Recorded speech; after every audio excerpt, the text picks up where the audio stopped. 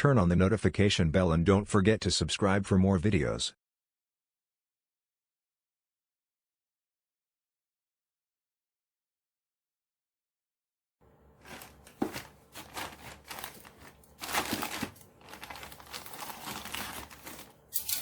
Okay, ito naman ating next na ating nare-reviewin ay so pagkakaalam ko ito ay USB hub na 4 ports. So from abroad pa to guys, so China.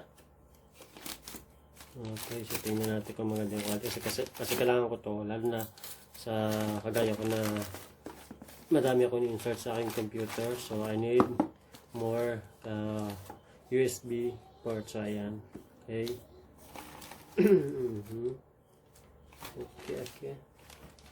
Okay, so ito yan guys. So USB port, so 4 ports ito, so pang computer, so office use. Okay, Ugreen. Okay, so open na natin ito.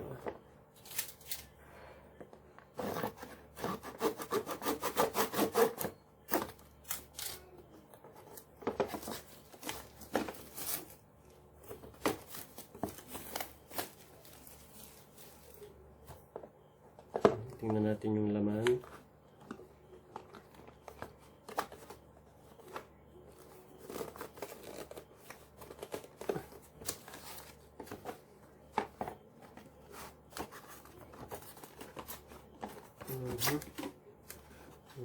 Okay. And then yan na nasa loob nito. So ito yun. Okay, so parang ang ganda niya. Okay. So ayan. Ito guys. Uy. Ganda ng cable niya. So mahaba din yung cable niya. So ayan. Makikita nyo.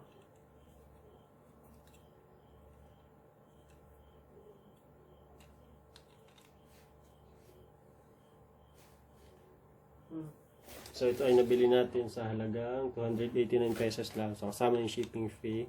So yun, ang haba ng cable niya guys. So maganda to. So tatry natin siya kung maganda pati yung quality niya. Okay. At para saan to?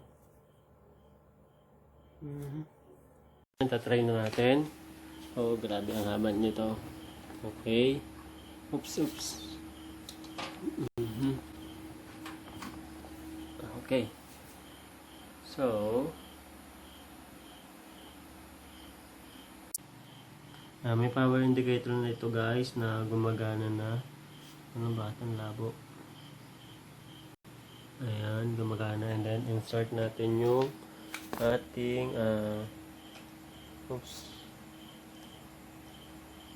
try natin maglagay ng isang charge. Okay, so dito muna.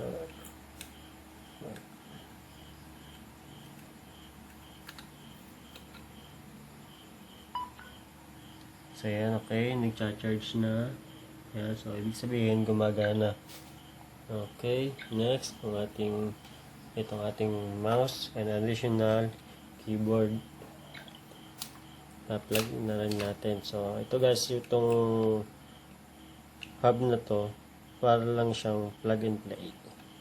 Ayan, yung base minsan nire-recognize muna bago magamit. Okay, so na-read na ng ating mouse. Another mouse natin. And then itong ating keyboard. So ayan. Wala pa yung ating keyboard. So wala din siyang lumalabas na nire-read or kung nag-install lang siya. So once na ma-plug na lang natin, so try natin ito ating additional keyboard.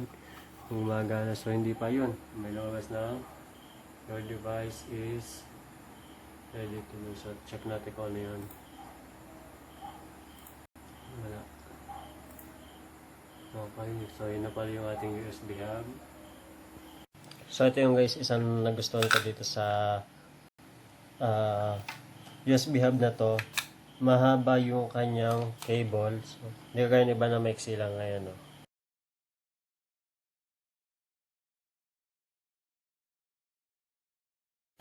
And then yung ating keyboard, so recognize na, na-detect na. So ayan, gumagana na. Sabay noon. So pag pinapress natin, sabay na sila. And then, the last port. So try natin using this card reader with micro SD memory card. Let's see. Okay, installing again. Okay. So, ayan. So, okay na. Binabasa din ating card reader with memory card. Ayan. Indicate niya. So, naka-red light. Kung nagkamali natin ng problem is itong keyboard. So, hindi siya gumagana. Ayan. Hindi siya gumagana. Pero at least, somehow, okay naman. So, yun. Okay na. Ayan guys. So, order na kayo ng ganitong Ugreen 4-port USB hub. Ayan. From China.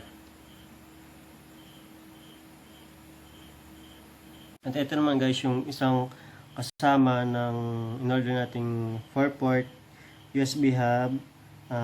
Ito nakalagay ito sa box nila. Ayan. So, once na mag-purchase ka, so thank you for your purchase. So, kung happy ka,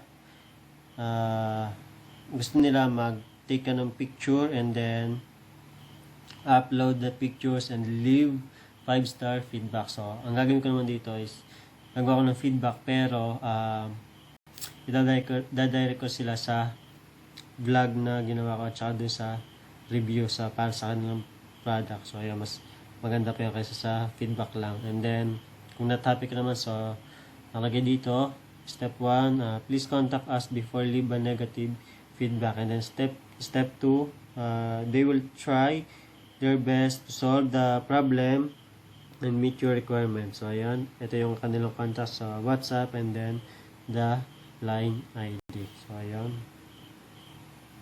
Ugreen 4-port USB 2.0 hub provides for additional USB 2.0 ports to your PC or Mac, allowing you to connect USB devices such as mouse, keyboard, external hard drives, flash drives, and printers. Portable and handy design is ideal for travel and capable enough to meet your connectivity needs.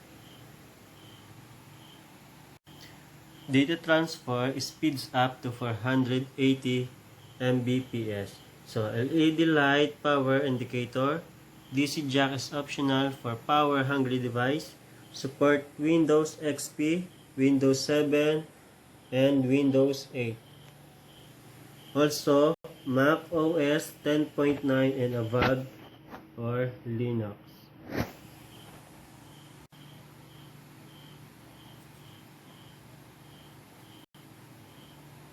So yun, salamat sa panonood. At kung nangailangan ka din ng ganitong device, so yun, umorder ka na din ng Ugreen 4-port USB hub. Thank you for watching. See you on my next video. Like, share, subscribe on the bell. Like and follow us on Facebook fan page. So read description below.